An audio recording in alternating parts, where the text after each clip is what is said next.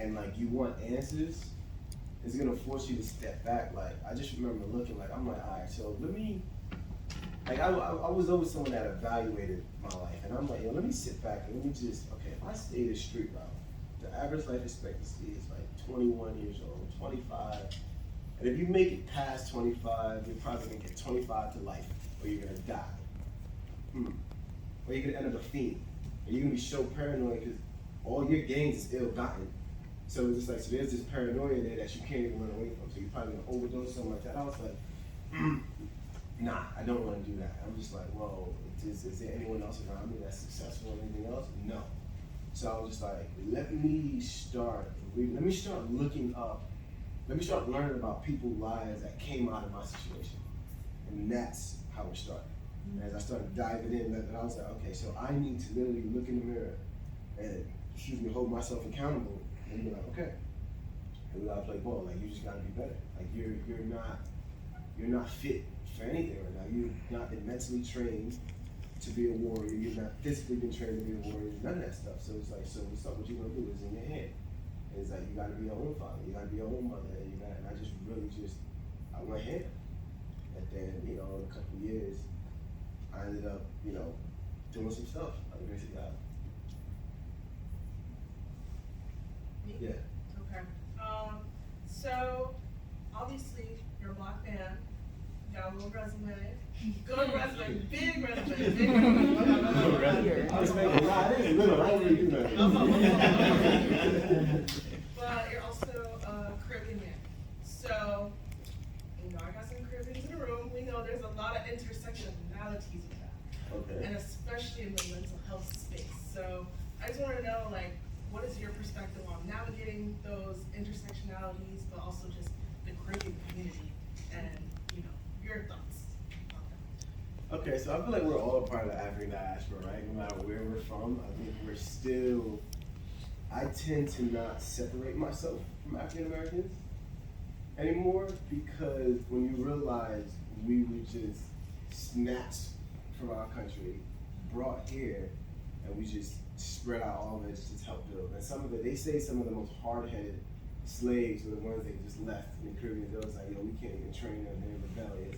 Which is probably why the first Black people to gain their independence from the white man were Haitians. So maybe that probably has something to do with that. But I think Black people, Black and brown people, more than anyone else, group of people in the world, we have to take this more serious than anyone, because there's actual trauma that came from slavery. We missed out hundreds of years while other cultures were just building. You know what I'm saying? And we were actually doing the building, and they were learning from what we were doing, and they were educating their seeds properly, mentally. And while we suffer from that. So the only reason why we're known for beating the hell out of our kids and whooping them, because that's what was done to us. So I just feel like collectively as a whole, I don't necessarily, I'm not too fond of isolating myself, looking at myself like as if I'm different from African Americans. So I look at it as if we're all the same and we all carry the same burden to some degree. We speak a different, you're Haitian? Hey, it's like I'm there. But so we speak a different language because we were colonized by the French, but I still think our blood is still the same. So like that's why walking down the street, they wouldn't say that's a Haitian. That's a nigga, they gonna say.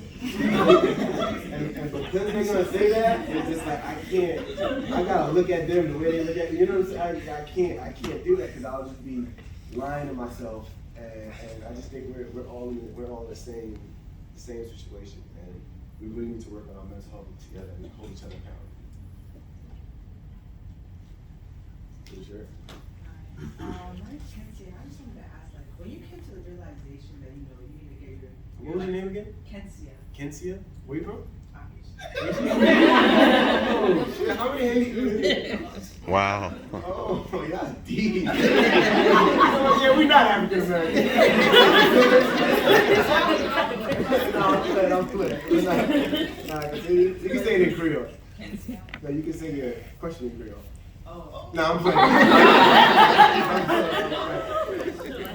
But when you figured out that okay, you need to start meditating, you need to start getting your life together, and you didn't know where you were going, how did you have that patience and discipline? Like, what kept you going to like keep you in that mindset? Because it's like me as a college student, I'm also like first generation American, first generation Okay. college student, and it's like I be trying to focus. Like I know I have to graduate, but it's just like it's hard, man. I be going on my social media breaks and people catching me back on TikTok and Instagram. I'm trying to You scrolling, looking at these shows? It's like hard. It's just like I'm trying to get on that mindset, but it's just like I feel like I'm falling off the wagon. I would tell you this. I would encourage all you guys to measure. So every country, there's like a metric system to measure the health of a country.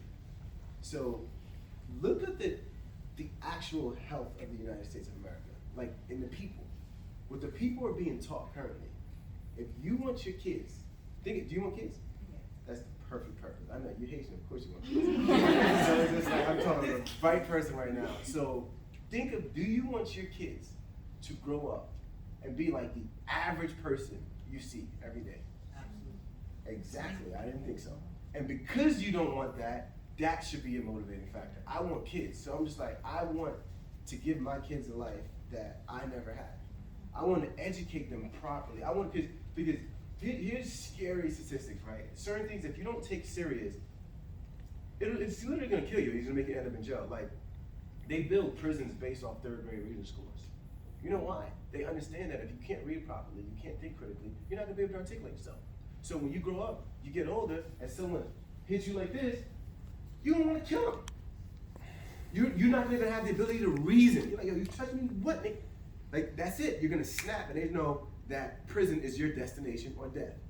You see what I'm saying? So it's like, when you start understanding, like, it's like they're studying our brains at such an early age to predict what they have to build more of. You know what I'm saying? Because so it's like when you realize that, it's like, yo, this is not a game. If I don't act now, like, it's not a coincidence that we're the most, like, the group of us that's incarcerated is the highest number. It's not, like, you know, there's a reason for that. I think that should be motivating enough, but because we're distracted in our day-to-day lives, we're not seeing what's going on. Like, if Martin Luther King was distracted the way we were, he wasn't gonna write I Have a Dream. It would have been TikTok and hips. Martin Luther King would have been lit. Like, he wasn't gonna have time to worry about what's going on, but because we're so distracted, we really need to step back from that and be like, yo, let me see what's really going on. And that right there is gonna motivate you. Like, yo, I have to take this serious. Like, my life depends on it. Your bloodline depends on it. You know, and that's it's a real thing. I hope that answers your question. That makes sense, yeah. Right here. Okay, I'm Tamia, and my question, it was kind of similar to Kenzia's, so I'm gonna make it a little bit more casual. But I also like to improve and do a lot of mental health activities, so like yoga, also meditating, reading, painting, stuff like that. So I just wanted to ask you, like, do you have anything that you do other than meditating? So I read a lot of books on psychology. Currently, I'm reading a book called Emotional Intelligence, right? So I think in order to know where you're going, you gotta, one, know where you've been, and two, you have to know the tools that you have.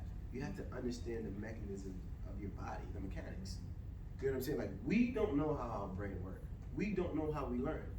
And it's so bad that that's why a lot of, like, you know, the standardized test is getting a lot of, like, people who are hating it. Cause it's like, if you were taught to speak English a certain way, and he's taught to speak English a certain way, but you take a test based off his way of speaking English, you're gonna fail. Doesn't mean you're dumb. It's just, you don't know his way of it. And that's what's going on. So a lot of the standardized tests is based off of certain things that our schools is not even teaching us in Black communities. So then we're taking a test that you know, a lot of Caucasians are used to. They're used to that jargon, they're used to the words, and well, us, we're busy trying to deal with our lives and going home, seeing if we got food, we got this and that, and we got to force to focus on a test that is not even talking the same lingo as we talk. That's like me making you take a test in Creole. I'm gonna destroy you, and you're gonna feel like you're not smart, but it's like, no, you just don't speak the language, right? And language is so complex that there's certain nuances within language. So I would say, like, learn yourself, understand yourself, and like learn different cultures, like really like read. And like you could, okay, let me not go on a tangent because my mind is just going at 1,000 miles a minute right now. Yeah, I would read. I would get a book on psychology, and it could be one that's like they put it in layman's terms, not one of those books that's in FSU. You know what I'm saying? You go to that library, that's gonna be words that you're gonna be exhausted, you know? But just an author that puts it in simple terms and in certain self-help books and just push yourself every day. You know what I'm saying? Push yourself to do something that's gonna make you better every day and be consistent. Have mantras, have certain prayers that you read every day when you wake up. Listen to something motivational for years. I've been doing this for years because I was not the same person I was 10 years ago. I was completely different. So that's what I would say. Yeah. I'm Nina. Nina? Yeah. My question is like, so obviously like you're a celebrity and I know that you are definitely in a much more like successful place than you were when you started. Like, how do you deal with imposter syndrome and also like when you do get to a certain level of status, you know, feeling like you made it, how do you continue to reinvent yourself, find new goals instead of like just like, you know, settling where you are? I definitely get imposter syndrome sometimes, but that is another interesting term. But I think I believe in God. I'm a firm believer in God. I'm a devout Christian.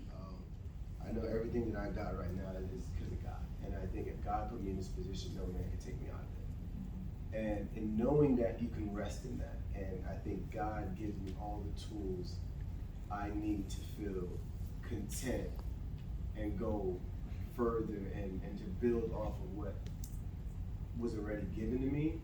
So there is this peace that I have in knowing that I do right by others and I stay faithful to my belief, and that has been taking care of me for a while. So a lot of times when I do, let's say if I was to get some type of doubt, which is like similar to imposter syndrome, I'll just pray to God. And I know, and I honestly don't even feel like a celebrity. Like God is a celebrity. I am just a tool of His. So when people say celebrity, I don't like the word celebrity for one of the main reasons that a celebrity is somebody that like wants to be celebrated wherever they go, and they choose to have on the latest thing. And like when you invest in yourself as a celebrity, you lose the true meaning of yourself. So like a celebrity is like, I don't have the latest anything. What I have on me, I can afford it. I'm not, you know what I'm saying? So I just give God the glory, and I'm just like a servant that, you know, when it's my time to go, I'll go, and it'll be someone else. He's gonna multiply, you know? So I think that alleviates a lot of that type of suffering that I would face if I put the whole world on my shoulders, which would be insane to think that I did all this myself. It would stress out a lot, and I would probably kill myself. I mean, that was kind of harsh. I'm sorry if that was harsh, but I just think if I put all the weight of what I'm going through on myself, it would crush me, for sure. And if anyone who could do that in this room, and y'all doing that, y'all putting the weight of the world on yourself, kudos to y'all, and I hope y'all can hold it for a long time. Time for one more question. My brother Masood. My name's Zion. I go by Z. I wanted to ask you mainly on the question about toxic masculinity. As black men, I feel like we're especially as things that we like to do. I really picked up on like what you like to do, like the hiking, football, basketball, all those things. That kind of, I won't say defines men for us. In outsiders, it defines men by what we do rather than what we enjoy doing, what makes us happy and everything. And I feel like that weighs into like the health of ourselves. But I wanted to really ask you, like, going through those phases and experience of life, differentiating yourself from your own peers and the outside world, how were you able to handle that level of toxic masculinity if it was something that would be your family, your friends, people that you never met? Okay. Like how was I able to deal with toxic masculinity that I perceived from others when I was deciding to have a certain level of vulnerability? Yeah. Okay. That's a great question. But to be frank and just honest, I didn't care what they said. They were so poor and stupid. Seriously, that I was just like, oh, so I'm just gonna follow your footsteps and see what you're doing. So it was just easy for me to clearly see the difference. You know, so it's just like, but nah, if it was so